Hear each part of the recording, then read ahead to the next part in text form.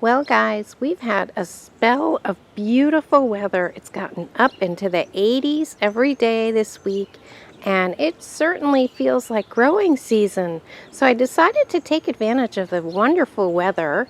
Actually, it was a little bit hot for all this heavy lifting, but I made myself a new garden bed. And first I wanted to discuss what a difficult area this was. When we moved in here 30 years ago, there was an apple tree with about a foot of large rocks all around it. A large pebble type river rock was, and it was about a foot deep. So nothing has ever grown well here. Between the roots of the old apple tree, which died and was removed, and all of the large rocks, it's been a difficult growing area. Not only that, a lot of the runoff from the upper level goes down here and it becomes quite swampy. So I think a raised bed is the perfect solution. I don't have to worry about any roots or rocks or soggy conditions. I'm just going to raise up the planting area and work in that bit of soil. So as you can see, I split up my irises to kind of frame out my new bed, and I repurposed some of my heart pavers. I had made these years ago, maybe 5 years ago, out of heart baking pans, and I rearranged my little garden decor here and added this one over here. So I think it's looking quite nice. And look what I've got here. I have completely filled this with my own compost and then just 10 bags of soil. That's it. This is a huge space, but I moved all of my compost in here, and this couldn't have been any easier. I just popped in some marigolds, and I'll be planting tomatoes along the back, all across there. It gets full sun most of the day. And then in the middle area, I'm going to be planting some green beans. So I am very excited to have all this room because, as you know, I always grow way too many seedlings. It's so much fun to grow seedlings. But now I actually have a huge planting bed. And I just bought these at Home Depot, and there were 3 in each pot. And I left them together because I want some instant impact. And I think they're going to grow into really big mounds of marigolds. Marigolds are, of course, great to plant with your tomatoes because they're very, they have a scent that puts off any of the pests. And let me show you the empty compost area. I cannot believe that I emptied out a whole compost area all at once. And I didn't film the process because it was a very hot day, and I was trying to do it and get it over with as fast as possible. So let me show you the big progress I made. And here's where my compost bin was. I used all of the compost in the raised bed. It was hard work moving it all at once, but it worked out really well. And it was a compost pile I've had there for about 2 years, continually adding to it. Sometimes I'll take from the bottom, I'll open up the bottom of the ring and use it, but this was the first time I moved the entire operation. And I think it greatly improves this area.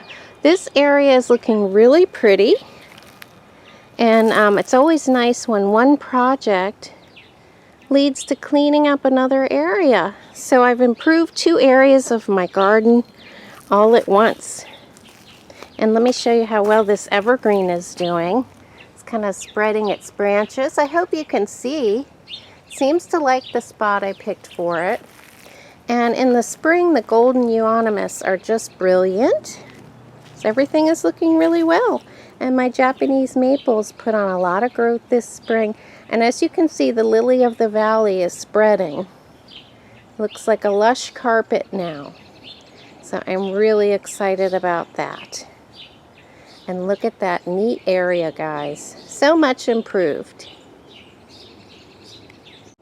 So what I did to make this raised bed area was just to cut my geo bin in half. And that was my composting ring. And I just basically cut it in half and I tied it back together. I used twist ties here. And they seem to last. I used them elsewhere in the garden, but I could have used zip ties. That might have been more long-lasting. We'll have to see, but I lined all the edges with cardboard, and I just filled it with my own compost, and then, like I said, I added about 10 bags of garden soil, and that's it, guys, and I am ready to plant. So I may be planting some tomatoes in there next week. With each passing week, it's a little safer to plant tomatoes. It's awfully hot today, but who knows what can happen between now and May 15th. So I may hold off on that about a week, but it couldn't have been any easier. I just cut my bin in half. I made my shape. I attached the two pieces together, lined it with cardboard, and filled it with dirt. And basically, other than the cost of the bags of dirt, which was about $45, the cost of this raised bed itself was absolutely free. I just used materials I had, and I am just delighted with how it came out. We'll see how things grow. So here's what an empty geo bin looks like. It can be rolled up into a nice, neat roll. But I'm going to be using this elsewhere in the garden. I'll pick another spot, start a new compost pile. But this is the geo bin that I emptied and used the compost in my new raised bed. But all I did was I cut right here. I just cut it in half, long ways, and I was able to make a large bed out of it. A large structure, and I just lined the edges with cardboard, and that's it. It really didn't take me long to create the structure at all. The only time-consuming part was, of course, schlepping all the soil across my entire yard from that point all the way over to here. Here's an aerial view. Let's go a little closer. But it's a very easy way. As you can see, it was a little bit uneven, but the cardboard's going to contain that on that very end. But I think it looks fantastic, guys.